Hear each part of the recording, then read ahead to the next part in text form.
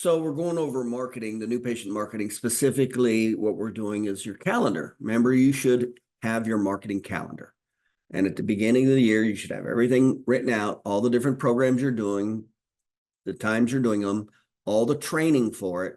So everybody knows what they're doing, how they're doing, and then it's applied. And then every staff meeting, there's training, there's looking at statistics, looking at the return on investment, looking to see if you give bonuses, if you need more training, things like that. So that's a major part of running a practice. That's the marketing part. So of course, if you don't have that in place, then you're probably in trouble with new patients. So if you do have it in place, new patients will never be a problem, especially if you know educational sales. And remember, the better you are at keeping patients, the less new patients you need.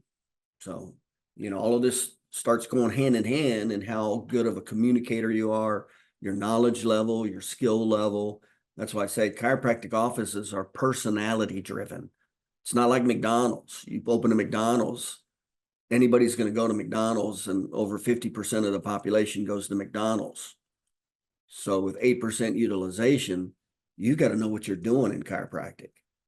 Okay, so having said, and the great news is there's tremendous opportunity because a tremendous amount of people have chiropractic related problems. They're just not looking for a chiropractor. So that's great news if you know educational sales and patient education. If you don't, it's really bad news. Okay, so having said that, we're going into our marketing calendar. This topic is Facebook advertising. Now, let's put it into perspective. Do we do it? How good is it? All that. Okay. Remember, you can do there's three major types of marketing. So remember, there's publicity, there's advertising, and there's educational sales. Okay. And then remember, we're going to match it against the formula, the absolute core formula of why somebody buys a product or service. Need equals money times time divided by trust. That's the formula, okay? And the more that your marketing fulfills those categories, the more new business you're going to get. And this is why publicity doesn't work. It works the least, because publicity is designed to only affect trust. So out of the four major categories, need, money, time, trust, it's only trust. So it doesn't do anything to affect people who are not looking for a chiropractor.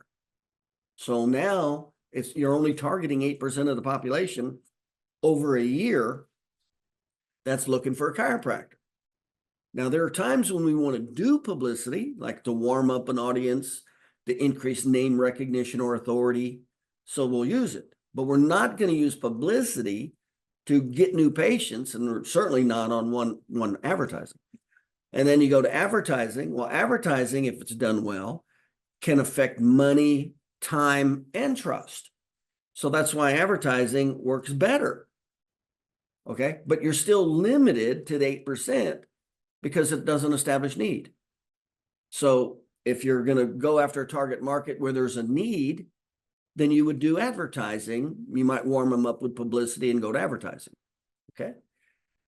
And then there's educational sales. It's a combination of sales with education. It's not just education.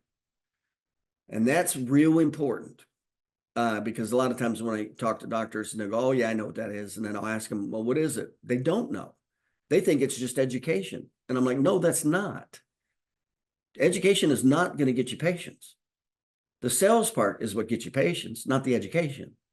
But the best combination is education with the sales. That's what, okay. So that's the single most important topic you can learn is how to establish need in marketing, period. And that's why we put a lot of emphasis on that.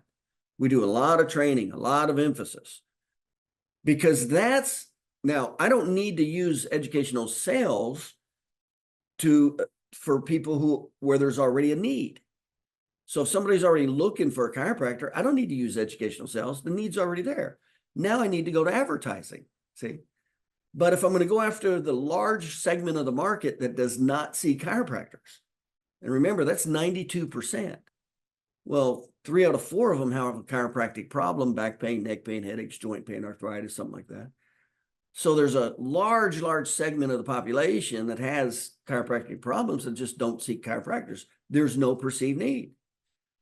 So you cannot use advertising and you can't use publicity. We need to use educational sales.